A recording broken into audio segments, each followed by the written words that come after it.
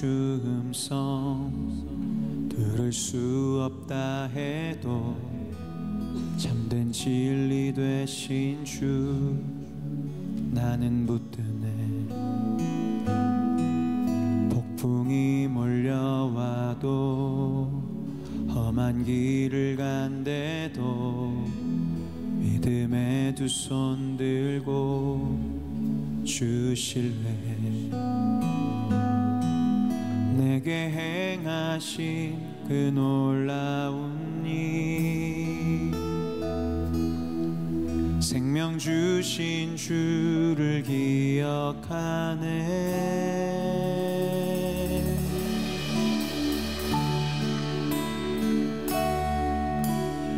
그 사랑이 내려와 날 자유케 하셨네. 영원히 나는 주님의 것 산과 골짜기에서 내 영혼 노래하네. 영원히 나는 주님의 것. 고난 중에 주 음성 고난 중에 주 음성 들을 수 없다 해도 참된 진리 되신 주 나는 붙드네. 폭풍이 몰려와도 험한 길을 간대도 믿음의 두 손 들고 주신 내게 행하신 그 놀라운 일 생명 주신 주를 기억하네.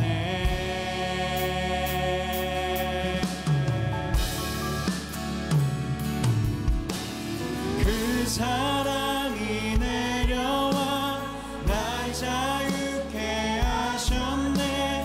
영원히 나는 주님의 것 산과 골짜기에서 내 영혼 노래하네. 영원히 나는 주님의 것. 주의 약속이 이루어져 주의 약속이 이루어져 소망이 넘칠 때도 은혜로운 주 손길 느낄 때도 주를 향한 갈망과 겸손한 마음으로 믿음의 두 손 들고 주 찬양해. 주를 향한 갈망과 주를 향한 갈망과 겸손한 마음으로 믿음의 두 손 들고 주 찬양해. 내게 행하신 그 놀라운 일 아멘. 생명 주신 주 기억하네.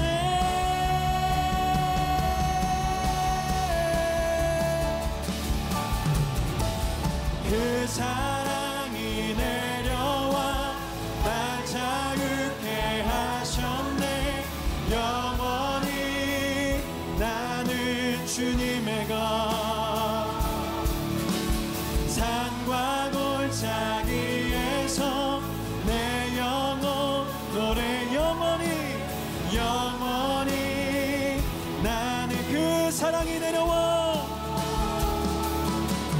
그 사랑이 내려와 날 자유케 하시네.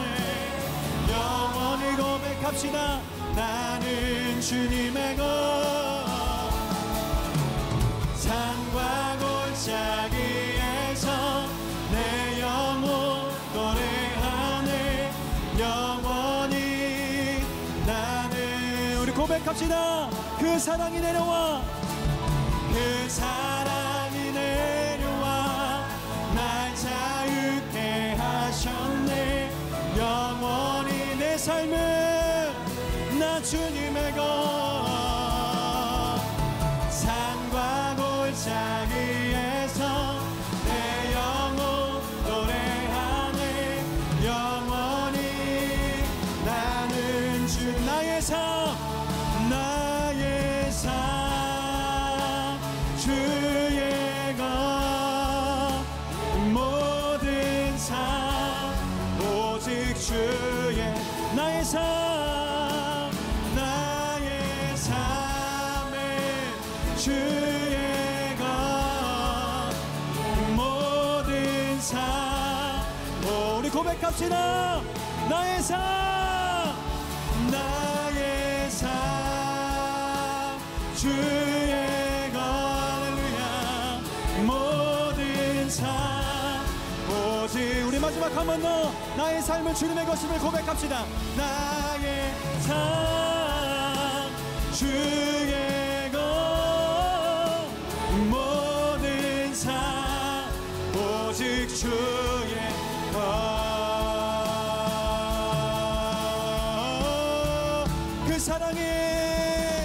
그 사랑이 내려와 날 자유케 하셨네 영원히 나는 주님의 것 산과 골짜기에서 내 영혼 노래하네 영원히 그 사랑이 내려오면 내 삶의 새 삶이 시작됩니다 그 사랑 내려와 날 자유하셨네 영원히 아멘 나의 삶 산과 골짜기에서 내 영혼 노래하네 영원히 나는 영원히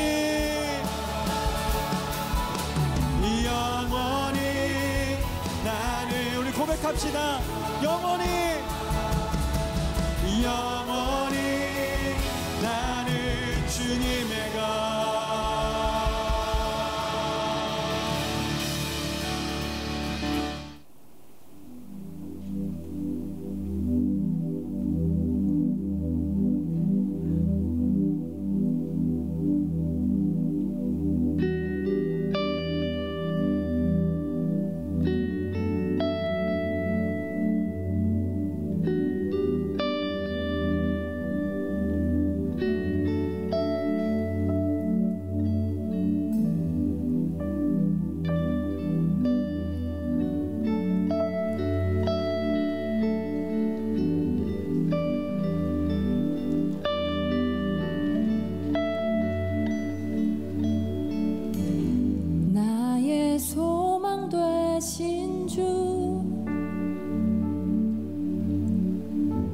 주를 바라봅니다.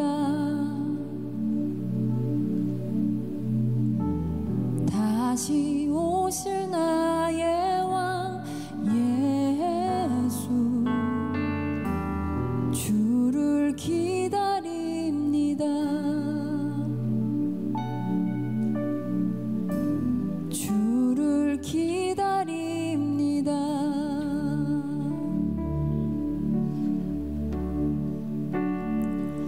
밤이나 낮이나 어제나 오늘도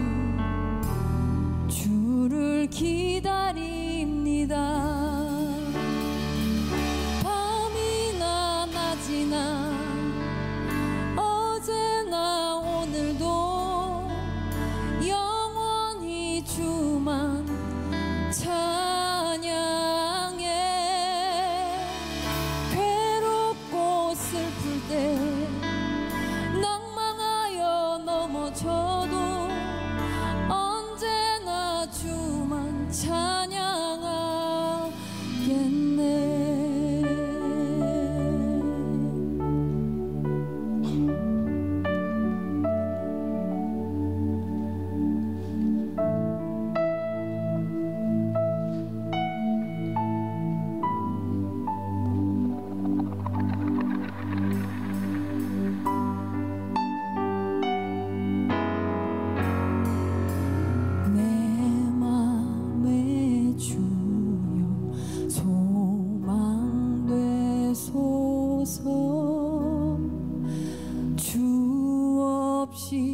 모든 일 헛되어라.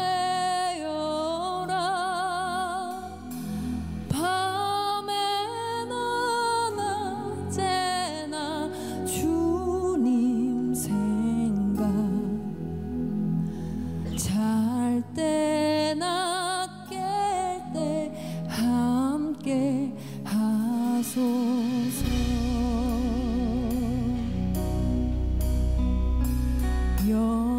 영원한 주님 내 승리의 주,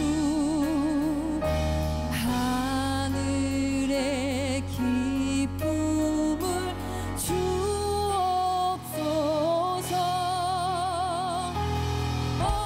어떠한 고난이 닥쳐와도 만유의 주여 소망되소서.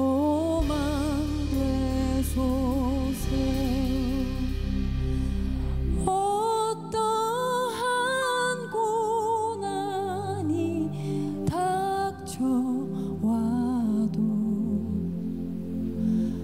만유의 주여 소망되소서.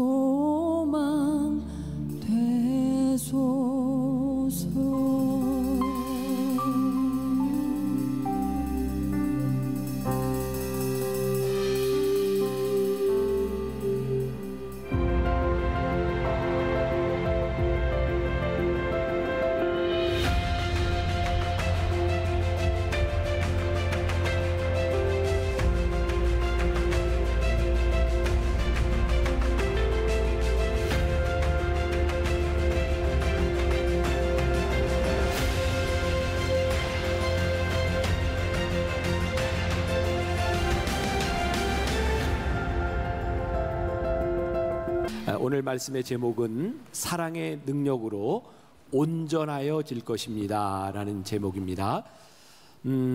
요한일서 말씀을 여러분들과 함께 계속 묵상하면서 말씀이 참 쉽지 않다, 여기에 이제 교리적인 내용도 들어가 있을 뿐만 아니라 어떻게 보면 말씀이 계속해서 이렇게 반복되고 있습니다. 참 감사한 건 반복되는 말씀을 여러분들이 듣고도 매주 새롭게 느낀다는 거죠. 그렇죠? 사실 준비하는 제 입장에서는 이게 똑같은 말씀이 계속되고 있어요. 무슨 말씀일까요? 사랑하라, 사랑하라, 사랑하라, 이런 말씀입니다.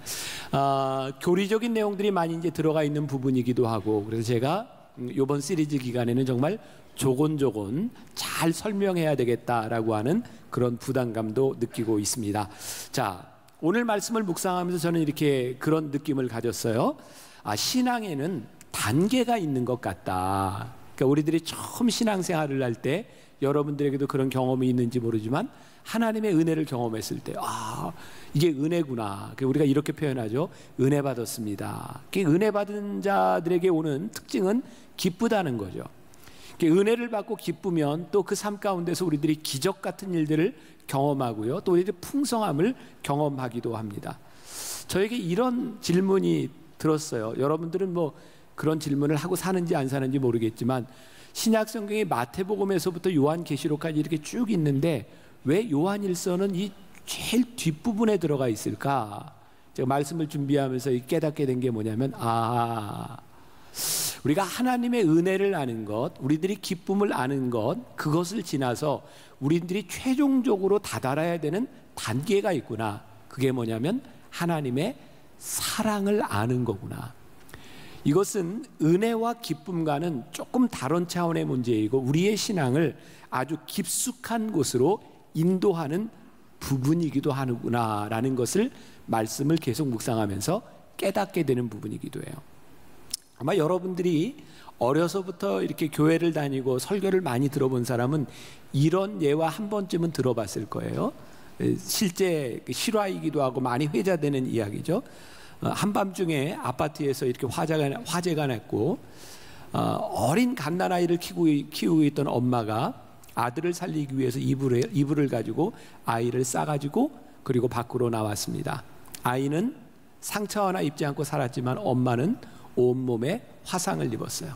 얼굴도 다 타고 아주 흉측한 몰골이 되었어요. 이 아이를 계속 키우면서 이 아이는 자기 어머니에 대해서, 그 모습에 대해서 너무 부끄러웠고 학교에도 오지 못하게 하고 친구들 누구에게도 엄마의 모습을 보여주지 않습니다. 그렇게 아이는 커서 대학생이 되었을 때 엄마가 아이에게 이렇게 얘기합니다. 아들아, 사실은 내가 아주 어렸을 때 불이 났고 내가 너를 살리기 위해서 너를 안고 나오다가 엄마가 이렇게 화상을 입었단다. 아들이 그 이야기를 듣고 엄마에게 이렇게 얘기합니다. 울면서 이야기합니다. 엄마, 왜 그 이야기를 지금 하세요? 내가 일찍 알았더라면 엄마를 부끄러워하지 않았을 텐데 엄마 왜 그 이야기를 지금 하는 거예요? 엄마가 이렇게 이야기를 합니다. 아들아, 나는 네가 마음의 부담을 가지고 그렇게 자라기를 원치 않았고 나는 네가 밝게 자라주기를 원했고 이제 네가 대학생이 되었으니 그때의 그 일과 엄마의 마음을 이해할 수 있을 것 같아서 내가 너에게 지금 이런 이야기를 하는 거다. 저는 오늘 이 사랑에 대한 이야기 요한일서가 왜 뒷부분에 있는가를 이렇게 설명하려고 하는 거예요. 우리들은 신앙생활을 하면서 은혜를 받기를 원하고 기쁨을 누리기를 원하고 우리들의 삶에 많은 기적들을 경험하기를 원합니다. 그런데 정작 하나님의 마음과 하나님의 사랑을 안다는 것은 신앙에 철이 들지 않은 우리들에게는 참 힘든 내용이기도 합니다. 그래서 요한은 이 요한일서에서 요한 공동체에 이 사랑에 대한 이야기를 계속해서 반복해서 이야기하고 있어요. 지난 금요일에 여러분 광고에도 나온 것처럼 성남시청에서 크리스마스 추리 점등식이 있었어요. 몇 년 동안 계속해서 우리 교회가 비용을 내고 성남시청과 그 앞에 우리들이 크리스마스 장식을 합니다. 저는 굉장히 우리 교회에 주어주신 특권이라고 생각하거든요. 시청을 우리가 이렇게 밝힐 수 있는 일. 근데 제가 크리스마스 의미에 대한 설교를 하면서 이런 이야기를 했어요. 아이들이요, 자꾸 자라가잖아요, 커가잖아요, 부모를 이깁니다. 근데 아이들이 철이 들잖아요, 절대로 부모를 이기지 않습니다.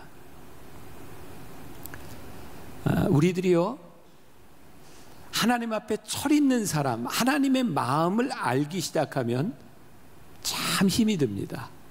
하나님의 마음이 우리 안에 들어오고 하나님의 마음으로 세상을 산다고 하는 것은 우리들이 하나님을 이겨먹을 수 없는 거예요. 그래서 이 사랑이라고 하는 건 우리들이 참 많이 들어온 이야기지만 참 힘든 이야기이기도 합니다. 하나님의 사랑에 대해서 오늘 우리가 읽지 않았지만 7절, 8절, 9절이 이렇게 말하고 있어요. 제가 한번 읽어드릴게요. 사랑하는 자들아, 우리가 서로 사랑하자. 사랑은 하나님께 속한 것이니 사랑하는 자마다 하나님께로부터 나서 하나님을 알고 사랑하지 아니하는 자는 하나님을 알지 못하나니 이는 하나님은 사랑이심이라. 하나님의 사랑이 우리에게 이렇게 나타난 바 되었으니 하나님이 자기 독생자를 세상에 보내심은 그로 말미암아 우리를 살리려 하심이라. 그리고 10절 말씀이 이렇게 시작합니다. 사랑은 여기 있으니. 이게 무슨 의미죠? 사랑은 여기 있으니.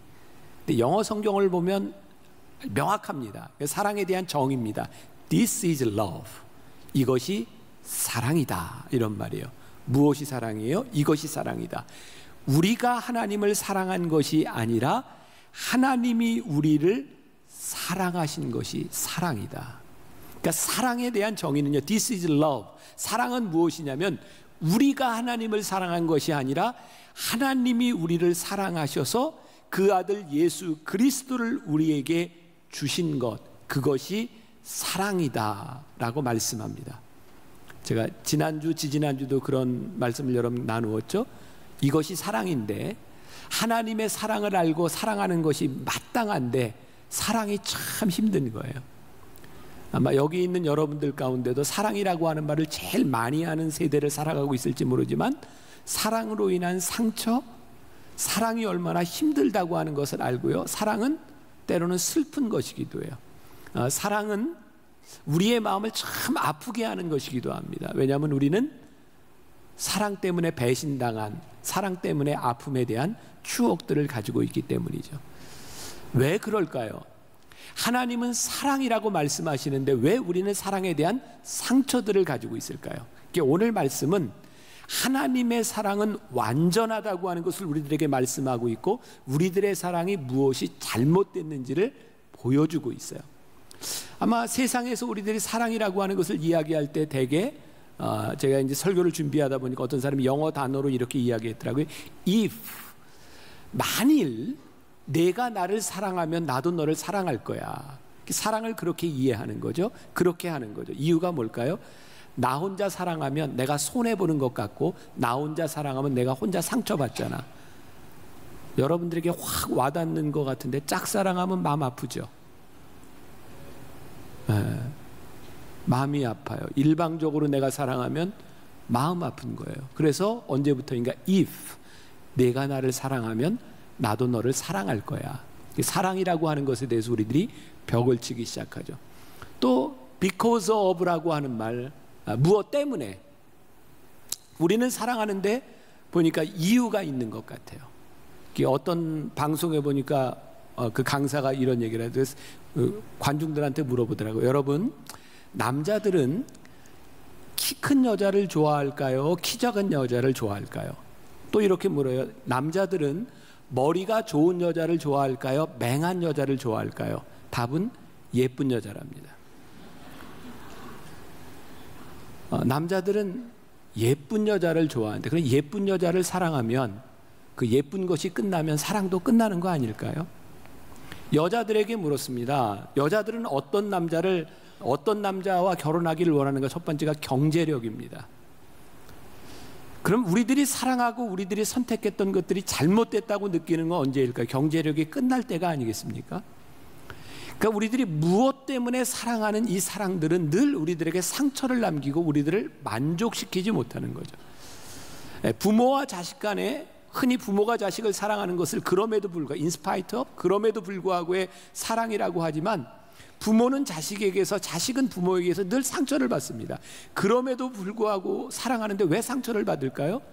그럼에도 불구하고 사랑하는데 자식이 내 맘대로 안 되면 상처를 받는 거예요.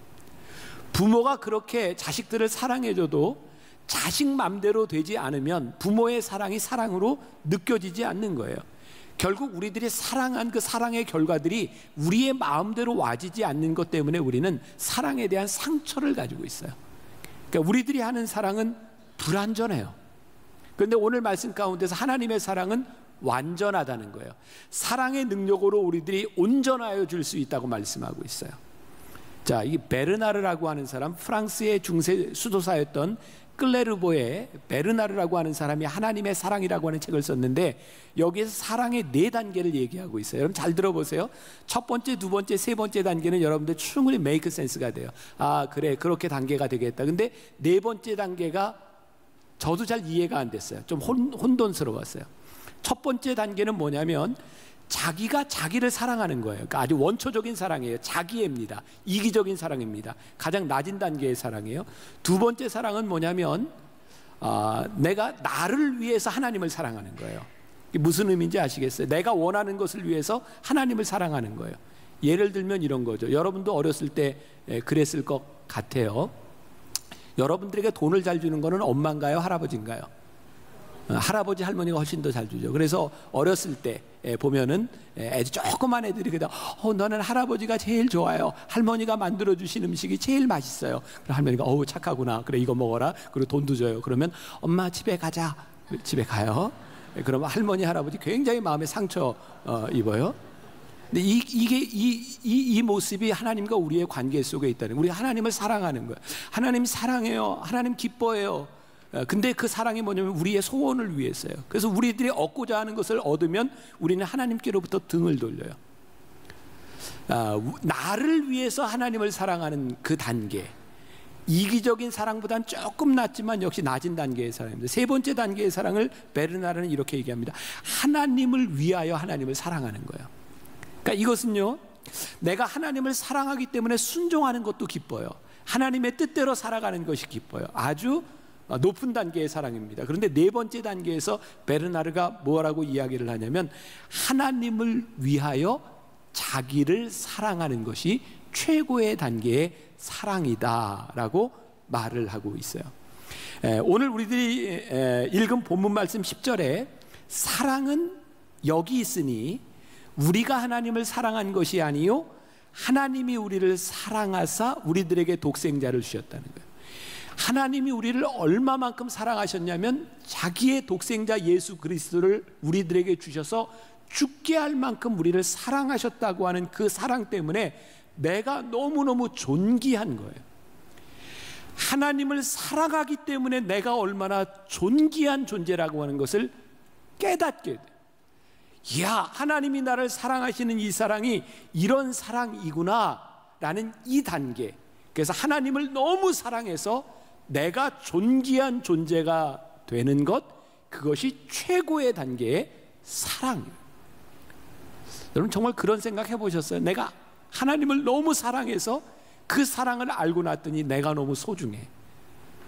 내가 가지고 있는 자존감에 대한. 이 베르나르가 여러 찬양을 만들었는데 그 중에 하나가 여러분들이 알만한 찬양일 것 같아요. 구주를 생각만 해도 내 마음이 좋거든. 주 얼굴 배울 때에야 얼마나 좋으랴. 예수의 넓은 사랑을 어찌다 말하랴. 주 사랑 받은 사람만 그 사랑 알도다. 1절 한번 다시 불러볼까요? 구주를 생각만 해도 내 마음이 좋거든. 주 얼굴 배울 때에야 얼마나 좋으랴. 자, 오늘 제가 2부 3부 설교를 하면서 제 마음 가운데는 오늘 설교는 그냥 이 찬양 하나로 다 됐다고 생각해요. 사실 제가 더 이야기할 필요가 없어요. 구주를 생각만 해도 내 마음이 좋거든. 주 얼굴 배울 때야 얼마나 좋으랴. 하나님의 사랑을 알고 그 사랑이 이렇게 표현할 수 사무치게 좋아서 주님의 얼굴을 보면 얼마나 좋을까. 내가 그 사랑을 받은 사람이구나. 그 사랑이 우리들 가운데 들어올 때에 내가 존귀한 거예요. 야, 내가 그 사랑을 입은 존재이구나. 그래서 오늘 10절 말씀을 11절과 연결해 볼 텐데 11절 보세요. 사랑하는 자들아, 같이 봅니다. 사랑하는 자들아, 같이 봅니다. 다시 시작. 사랑하는 자들아, 하나님이 이같이 우리를 사랑하셨은즉 우리도 서로 사랑하는 것이 마땅하도다. 여기에 또 마땅하도다고 하는 말씀이 또 나오고 있고, 여기에서 중요한 건 이같이예요. 이같이의 표시를 해서 성경에 사랑하는 자들아, 하나님이 이같이 우리를 사랑하셨은즉, 이같이가 뭐예요? 우리가 먼저 하나님을 사랑한 것이 아니라 하나님이 우리를 사랑하사 자기의 독생자 예수 그리스도를 주심같이 사랑하셨은즉 우리도 서로 사랑하는 것이 마땅하도다. 자, 그래서 우리들이 여기서 구별할 필요가 있는 거예요. 교만이라고 하는 것과 자존감 혹은 존엄성, 디그니티라고 하는 말이 있죠. 우리가 하나님의 사랑을 알면 우리는 절대로 교만하지 않아요. 그런데 자존감이 있어요. 하나님이 우리를 사랑하시기 때문이죠. 여러분, 교만은요, 자기를 사랑하는 이기적인 마음에서 나오는 거고요. 자존감은 하나님이 사랑하시는 자에게 주시는 신앙적인 고백이에요. 교만은 이기적인 이기심, 자존감은 신앙적인 고백이에요. 그래서 교만한 사람은요, 어떻게 구별이 되느냐? 하나님의 영광을 가리워요. 자존감은 어떻게 나타나는가? 하나님의 영광이 드러나요. 우리가 흔히 요즘 하는 말로 똑같이 자랑질을 하는데 그 자랑질이 하나님의 영광을 가리우느냐, 하나님의 영광을 드러내느냐는 거예요. 하나님이 우리를 이같이 사랑하셨다고 하는 것은 우리가 사랑하는 방식과 다르다 이 말이에요. 말씀을 준비하면서 읽었던 이야기 가운데 하나인데, 어떤 여학생이 있었어요. 고등학교를 다니는 여학생이 가출을 했어요. 외동딸이었는데, 엄마가 아무리 찾아도 딸을 찾을 수가 없는데 어느 날 들려오는 소식이, 가출한 외동딸이 술집에서 일을 하고 있다는 소식을 들어요. 엄마는 아이를 찾아요.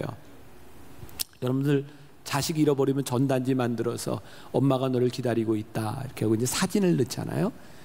그렇게 해서 뿌렸는데 어느 날 딸이 찾아왔어요. 그 전단지를 보고 내가 도저히 그냥 있을 수가 없어서 찾아왔습니다. 근데 전단지에 사랑하는 딸아 돌아오라 이렇게 썼는데, 그 전단지의 사진에는 딸의 사진이 아니라 엄마의 사진이 들어있었어요. 왜일까요? 혹시라도 이 딸이 자기의 사진이 있는 걸 보면서 수치스러움을 느낄까봐 엄마는 엄마의 사진을 놓고 딸을 찾아요. 엄마의 마음이에요. 딸의 수치스러움을 가리려고 하는 엄마의 마음이에요. 하나님이 우리를 이같이 사랑하셨다는 거예요. 세상의 방식과 우리의 방식과 이기적인 방식이 아니라 그 수치를 당하시고 우리를 사랑하셨다는 거예요. 그래서 그 사랑을 아는 우리들이 하나님을 사랑함으로 하나님의 영광이 드러나는 것. 혹시 여러분들, 제가 설교 시간에 여러 번 이야기했던 불의 전차라고 하는 영화 보셨어요? 안 봤으면 한번 보세요. 참 좋은 영화예요. 불의 전차라고 하는 책도 있어요. 그 책에 여러 가지 이제 스토리가 이렇게 가지가 있지만, 그 중에 중심되는 가지 중에 하나는 1924년 파리 올림픽에 참석했던 2명의 운동선수, 100m 달리기 선수에게 있어요. 한 사람의 이름이 해럴드 에이브라함이라고 하는 사람과 주인공 에릭 리들이죠. 아주 묘하게 대비가 되는데, 이 에이브라함이라고 하는 이 100m 선수는 이렇게 말을 합니다. 내 존재 가치를 증명할 수 있는 시간은 10초 안에 있어. 그리고는 열심히 뜁니다. 자기의 존재 가치를 증명하기 위해서. 에릭 리들은 그의 여동생에게 이렇게 이야기합니다. 하나님이 나를 빠르게 만드셨어. 나는 달릴 때마다 그분이 기뻐하시는 게 느껴져. 그래서 그는 빨리 달립니다. 그는 달리면서 하나님을 생각하고, 그가 달리면서 달리기를 잘하면서 하나님의 영광이 드러나요. 자, 다시 돌아와요. 제가 가끔 여러분들과 설교하면서 여러분들도 느끼지만, 내가 잘난 척을 좀 많이 하죠? 그렇죠. 근데 여러분들이 내가 잘난 척하는 거 보면서 전혀 밉지 않잖아요. 그렇죠. 왜일까요? 내가 잘난 척하는 이유가 내가 진짜 잘나서? 아니죠. 진짜 잘난 사람이 잘난 척하면 재수 없죠. 네, 그래요. 근데 내가 잘난 척하는 건 귀엽잖아, 기지. 이유는 뭐죠? 내가 잘난 것이 아니라 하나님의 은혜를 고백하기 때문이에요. 참 놀랍죠? 똑같이 우리들 가운데 자랑이 있는데, 하나님의 영광을 드러내는 자랑이 있고 하나님의 영광을 가리는 자랑이 있는 거예요. 하나님이 우리를 이같이 사랑하셨음으로 인하여 우리들에게서 드러나는 자존감, 우리를 사랑하는 단계까지 가는 거예요. 근데 이 사랑이 어떻게 연결이 되는가? 그러니 너희도 하나님이 사랑하는 그 존귀한 형제와 자매를 사랑하는 것이 마땅하도다라고 말을 하고 있어요. 이 마땅하도다가 영어 단어에는 ought to love라고 되어 있어요. 의무죠. 너희들이 사랑해야만 된다. 사명과 의무로 이야기를 하고 있어요. 1920년대 미국 매사추세츠에서 아주 흥미로운 재판이 하나 있었어요. 어떤 사람이 바닷가를 걷다가 그 바닷가에 있는 그 뚝에 로프에 걸려서 물에 빠집니다. 이 사람은 수영을 할 줄 모르는 사람이기 때문에 바다에 빠져서 살려달라고 소리를 질러요. 그리고 그 동료들이 멀리에서 물에 빠진 친구의 모습을 보지만 너무 멀리 있어서 바로 달려와서 구해줄 수 없었어요. 근데 그 바로 옆에 일광욕을 즐기고 있는 한 남자가 있었습니다. 이 남자는 나중에 밝혀지지만 수영을 잘하는 사람이었어요. 근데 그 사람이 빠져 죽을 때까지 그냥 그대로 보고 있었습니다. 그 부모가 이 사실을 알고 너무 화가 나서 소송을 겁니다. 재판의 결과는 이 사람에게는 법적 책임이 없다라는 거였어요. 세상은 우리들에게 법적 책임이 있느냐 없느냐를 묻습니다. 성경은 우리들에게 의무와 사명을 묻습니다. 사랑의 반대말은 증오가 아니라 사랑의 반대는 철저한 무관심입니다. 사랑하면 보이는 게 있고 사랑하면 해야 될 일이 있는데 사랑하지 않기 때문에 보이지 않고 사랑하지 않기 때문에 보지 않는 것이 있어요. 그래서 오늘 12절 말씀이 이렇게 되어 있어요. 어느 때나 하나님을 본 사람이 없으되 만일 우리가 서로 사랑하면 하나님이 우리 안에 거하시고 그의 사랑이 우리 안에 온전히 이루어지느니라. 과거나 현재나 미래나 우리는 하나님을 볼 수 없어요. 하나님은 우리의 육신에 보이시는 분이 아니에요. 하나님을 본 사람이 없으나 우리가 서로 사랑하면 그 안에서 하나님이 보여요. 우리가 하나님의 사랑을 알면 우리들이 해야 되는 하나님의 모습들이 우리 가운데 있는 거예요. 흥미로운 거죠. 우리들이 사랑하면 보이는 게 있고 사랑받으면 보이는 게 있고 사랑하지 않으면 절대로 볼 수 없는 것이 있는 거예요. 지난주에 제가 설교하면서 여러분들에게 그런 이야기를 했어요. 우리가 왜 이 세상이 이렇게 논리가 하나님의 논리와 다른가? 저는 제 개인적으로 정말 교회가 이 땅의 소망이라고 생각하는 이유가 있는데 뭐냐면 건물인 교회가 소망이 아니라 우리가 이 교회 안에서 듣는 말씀과 이 말씀으로 인하여 우리들이 하나님의 눈으로 세상을 볼 수 있기 때문에 소망이 있는 것이지 이 건물이 소망이 있는 게 아니에요. 그러면 반대로 세상은 어떤가 이 말이에요. 세상은 경제적인 논리로 봐요. 우리들이 흔히 이야기하는 세상은 진보적인 논리와 보수적인 논리, 운동권의 원리 이런 논리들을 가지고 세상을 봅니다. 그러니까 그 논리를 가지고 자기들의 논리들에 보이는 것만 보는 거예요. 그래서 증오하죠. 우리의 논리와 틀린 것을 용납하지 않죠. 근데 성경은 우리들에게 이야기합니다. 하나님이 우리를 이같이 사랑하셨은즉 너희도 사랑하는 것이 마땅하도다. 하나님이 이 세상을 사랑하신 그 눈으로 보라는 거예요. 자, 다시 11절로 가봐요. 사랑하는 자들아 하나님이 이같이 우리를 사랑하셨은즉 우리도 서로 사랑하는 것이 마땅하도다. 이가치가 뭐라고 10절로 다시 와요. 사랑은 여기 있으니 우리가 하나님을 사랑한 것이 아니요 하나님이 우리를 사랑하사 우리 죄를 속하기 위하여 화목제물로 그 아들을 보내셨음이니라. 자, 제가 말씀 시작할 때 했던 이야기를 다시 해봅니다. 요한일서 말씀을 우리가 9번째 듣고 있는데 똑같은 말씀 아니에요? 사랑하라는 거야. 사랑하라고. 진짜 놀랍게도 감사한 건 여러분들이 매 시간 처음 듣는 것처럼 듣는다는 거죠. 놀랍지 않아요? 여러분들 스스로도? 안 놀라는 여러분들 때문에 내가 놀랐군요 지금. 저는 설교 준비를 해서 그런가 너무 힘든 거예요. 왜? 매주 똑같은 말씀이에요. 매주 똑같은 말씀을 가지고 다르게 전해야 돼요. 그러나 결론은 딱 한 가지예요. 사랑하라는 거예요. 저에겐 그런 의문이 든 거예요. 왜 요한은 이렇게 똑같은 말을 반복하고 있을까? 아마 이런 마음이었을 거예요.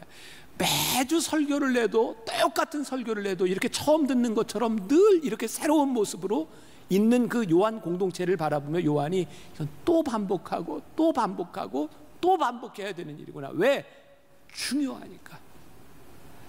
하나님의 사랑을 알지 못하면 우리들이 하나님의 자녀가 될 수 없고 하나님의 사랑을 알지 못하면 우리들이 사랑할 수 없는 것을 알기 때문에 사도 요한이 그렇게 계속해서 반복하고 반복해서 얘기해요. 하나님의 사랑은 여기 있으니 너희가 하나님을 사랑한 것이 아니야 하나님이 먼저 우리를 사랑하신 그 사랑으로 인하여 우리가 형제와 자매를 사랑하는 것이 마땅하도다. 계속해서 이야기하고 있는 거예요. 우리 옛날에 많이 불렀던 찬양이 있죠. 형제의 모습 속에 보이는 하나님 형상 아름다워라. 존귀한 주의 자녀 됐으니 사랑하며 섬기리. 자매의 모습 속에 보이는 하나님 형상 아름다워라. 존귀한 주의 자녀 됐으니 사랑하며 섬기리. 형제의 모습 속에 보이는, 자매의 모습 속에 보이는 하나님의 형상, 하나님의 사랑 아름다워라. 그 사랑이 보이니 우리가 하나님을 사랑하는 것처럼 사랑하고 섬길 수밖에 없는 것. 그러니까 사랑하지 않으면, 하나님의 사랑을 받지 않으면, 이 사랑을 모르면 우리들이 도저히 할 수 없는 거죠. 제가 사부 예배 때는 이렇게 시작할 때 이렇게 손 흔드는 인사를 잘 안 하지만, 여러분 2부, 3부 때는 늘 예배 시간에 이렇게 손 흔드는 거 알아요? 이렇게 인터넷으로 생방송으로 예배를 드리는 사람이 많기 때문에 제가 늘 교인들에게 이제 인사를 합니다. 한번 해보세요. 제가 어떻게 시키냐면, 오늘 이 시간에 예배 드리는 사람 주님의 이름으로 사랑합니다. 두 손을 들어 인사해 주세요. 그러는 거 있거든요. 한번 해보세요. 주님의 이름으로 사랑합니다. 해보세요. 시작. 주님의 이름으로 사랑합니다. 네, 이렇게 시키면 이렇게 건성건성 이렇게 하는 사람들이 있어요. 자, 보세요. 어제 어떤 교인이 저에게 이런 얘기를 하는 거예요. 목사님, 2부, 3부 때 예배를 드리면서 목사님이 사랑합니다, 손을 흔들어 주세요, 인사를 할 때마다 저걸 왜 해? 그러면서 인사를 왜 해? 그러면서 인사를 냈다는 거예요. 2주 전에 이분이 이제 교통사고가 나서 본인이 차를 들이받았고, 그리고 예배를 참석하지 못했어요. 그래서 이제 사고를 수습하고 저녁 때 9시에 이제 밑에서 영상 예배를 드리는데, 거기 그 예배 때 이렇게 손 흔드는 장면이 나와요. 그때 갑자기 눈물을 꽉 쏟았다는 거예요. 왜냐하면 나는 저게 뭐 하는 거야 이렇게 하고 건성건성 인사를 했는데, 내가 그 자리에 없을 수도 있구나. 내가 이 자리에 앉아서 손을 흔든다는 것이 나에게 얼마나 큰 축복일 뿐만 아니라, 내가 이 손을 흔드는 것을 보는 그 사람에게는 이것이 얼마나 큰 감격적인 일인가라고 하는 것을 생각하면서 눈물이 확 쏟아졌다는 거예요. 그래서 결심했대요. 건성건성하지 않으리라. 왜일까요? 그분이 경험한 거예요. 이게 귀한 일이구나. 그렇게 경험을 하고 나니 그가 하는 일이 귀하게 여겨지는 거예요. 하나님의 사랑은 여기 있으니 하나님이 우리를 먼저 사랑하셨다. 그것을 경험하고 나니 우리가 형제와 자매를 사랑하는 것이 너무나 마땅하게 여겨지는 거예요. 제가 설교 준비를 하고 이렇게 예화를 드는데 2부, 3부 때 이 예화를 썼는데 예화가 도저히 이해가 안 돼요. 그래서 이 예화를 쓰지 말아야 되겠다라고 결심을 했어요. 어떤 거였냐면 이런 거였어요. 이거 청년들은 통할까? 옛날 게 CF인데 아이폰이 아니라는 건 아이폰이 아니라는 거 기억나세요?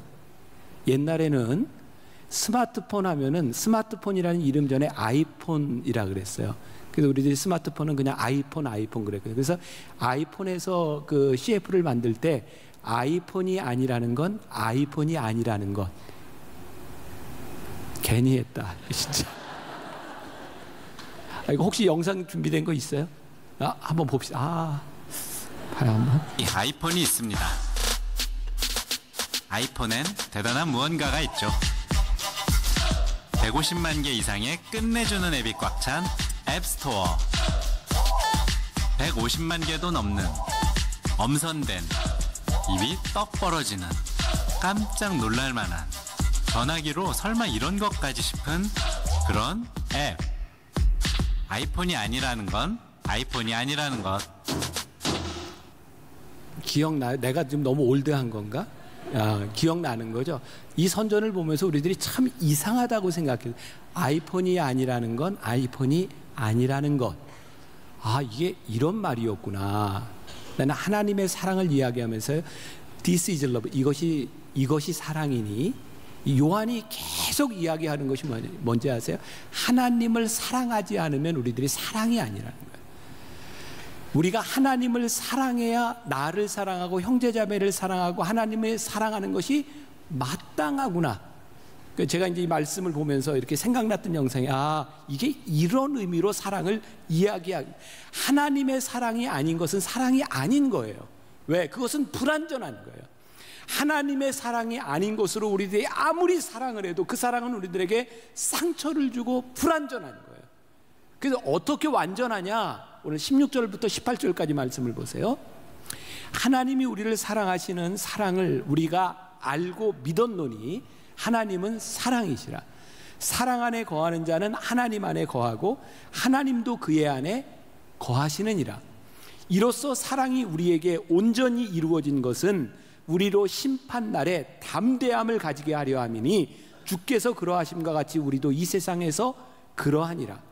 사랑 안에 두려움이 없고 온전한 사랑이 두려움을 내어 쫓나니 두려움에는 형벌이 있습니다. 두려워하는 자는 사랑 안에서 온전히 이루지 못하였느니라. 여러분들 표정을 보니까 전혀 이해가 안 된 표정이에요. 제가 설명을 좀 할게요. 하나님이 우리를 사랑하신다는 거예요.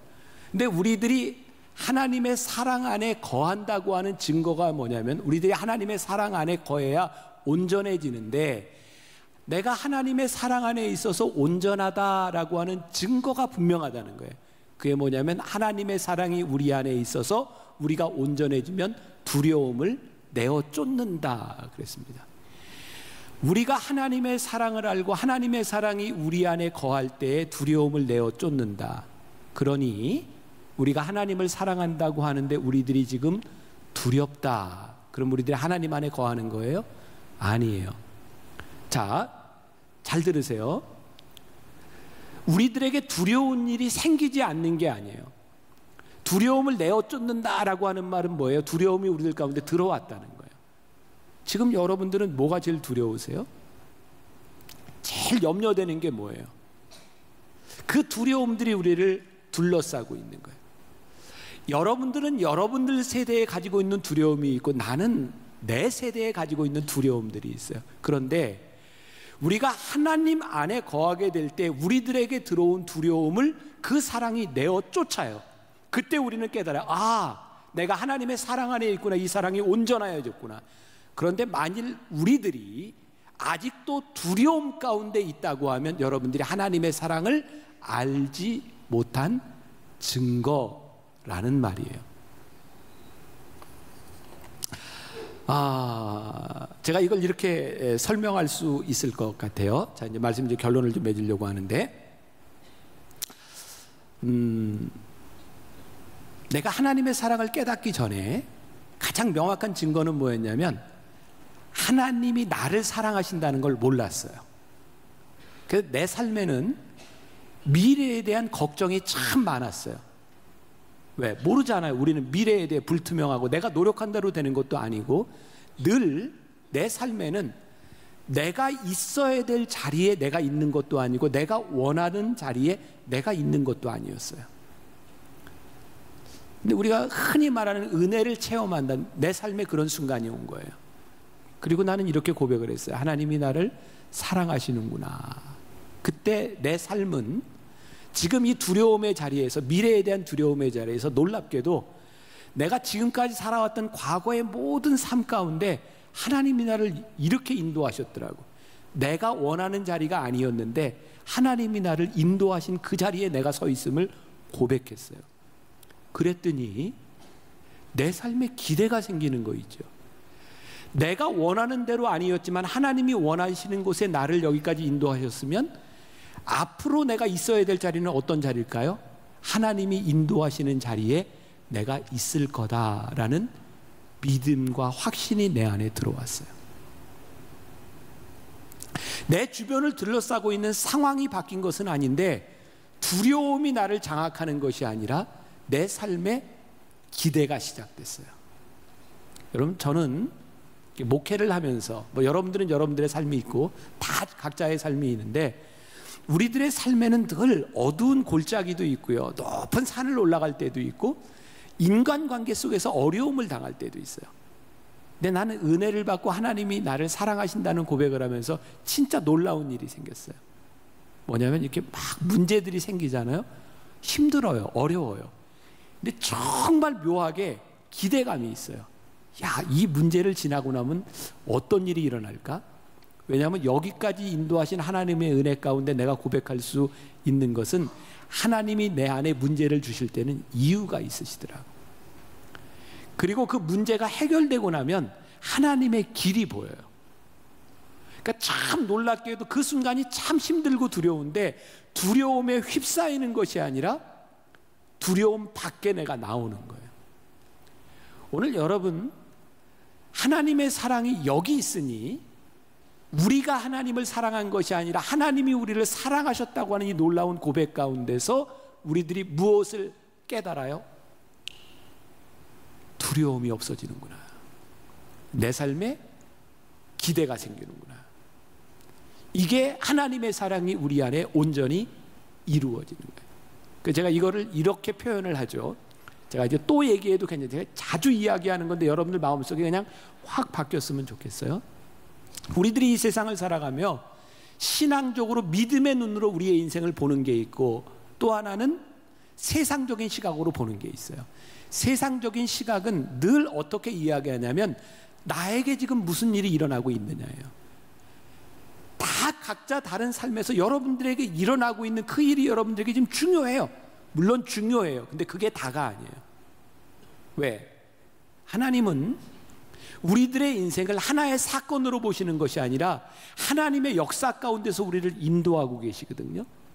그래서 사도 바울이 이렇게 이야기하잖아요. 로마서 8장 28절에서 하나님을 사랑하는 자, 곧 그 뜻대로 부르심을 입은 자들에게는 모든 것이 합력하여 선을 이룬다. 그러니까 여러분들이 지금 지나가고 있는 여러분들의 인생의 이게 한 자락에서 여러분들이 지금 넘어가야 되는 인생의 고백 가운데서 그 사건으로 여러분들이 휘둘리는 것이 아니라, 야, 하나님이 이 일을 통해서 내 삶을 아름답게 만들어 가시고 합력하여 선을 이루고 계시는구나 라고 하는 것을 우리들이 확신하는 순간 여러분들 속에 찾아온 두려움이 물러가는 거예요. 이게 하나님의 사랑, 하나님의 사랑의 능력이 우리를 온전하게 만들고 그 온전한 사랑이 우리들에게서 두려움을 내어 쫓나니, 두려움 가운데 살아갈 수 있고 두려움을 내어 쫓을 수 있는 거예요. 오늘 하나님의 사랑으로, 사랑의 능력으로 우리들이 온전하여진다라고 하는 말씀은 오늘 사도 요한이 그 요한 공동체에 이거를 얘기하고 싶은 거예요. 여러분, 하나님이 여러분들을 먼저 사랑하셨으니 여러분들이 그 사랑 안에 거하면 그 사랑이 여러분들을 온전하게 하실 것이고, 그 사랑이 온전하게 되면 여러분들의 두려움을 내어 쫓을 것입니다. 요한이 그 공동체에 그렇게 하고 싶었던 이야기고 오늘 제가 여기 있는 우리 청년들에게 하고 싶은 얘기예요. 하나님의 사랑은 이것이니, This is love. 하나님이 먼저 우리를 사랑하신 그 사랑 가운데 우리가 있다는 것입니다. 사랑하는 여러분, 우리는 연약해요. 우리들은 그렇게 능력 있는 존재들이 아니에요. 아마 여기 있는 많은 사람들 가운데도 지난 한 주간을 살아가며 넘어진 사람이 있을 거예요. 육신의 정욕에 넘어진 사람도 있고, 돈에 넘어진 사람도 있고, 정직이라고 하는 것에 넘어진 사람도 있고, 우리는 원하지 않지만 우리는 실수도 많이 해요. 그래, 우리는 연약해요. 우리는 실수해요. 그러나 완전하신 주님을 우리들이 붙들고 가는 거예요. 만일 우리의 인생이 한 번 넘어졌다고 끝난다면 우리 가운데 소망 있는 사람이 아무도 없어요. 근데 넘어진 그 두려움에서 끝나는 것이 아니라 하나님의 사랑이 우리를 온전케 하심으로 그 두려움을 내어 쫓는 것, 이것이 우리를 사랑하신 그 사랑이고, 그래서 진짜 이 찌질이 같은 우리가 자랑질하는 거죠. 우리 괜찮은 사람이라고, 나를 좀 보라고. 하나님이 나에게 이런 능력을 주셨고 하나님이 오늘 나를 여기까지 인도하셨노라고 자랑하는 거죠. 나를 사랑하는 거예요. 우리 오늘 같이 찬양하면서 여러분들의 삶의 믿음의 고백이 있었으면 좋겠어요. 주는 완전합니다. 주님은 완전합니다. 그래서 내 안에 두려움이 없습니다. 아니, 내가 두려움을 내어 쫓을 수 있습니다. 이렇게 찬양할 때에 여러분들 마음에 성령님의 인도하심을 따라 기도하세요. 하나님, 제 안에 두려움이 있습니다. 오늘 그 주님의 사랑이 두려움을 내어 쫓게 하여 주옵소서. 하나님, 저에게 아픈 마음이 있습니다. 실패한 정말 부끄러운 추억이 있습니다. 하나님, 이 두려움을 물리쳐 주시옵소서. 하나님이 나를 먼저 사랑하셨으니 제가 이 사랑을 붙들기를 원합니다.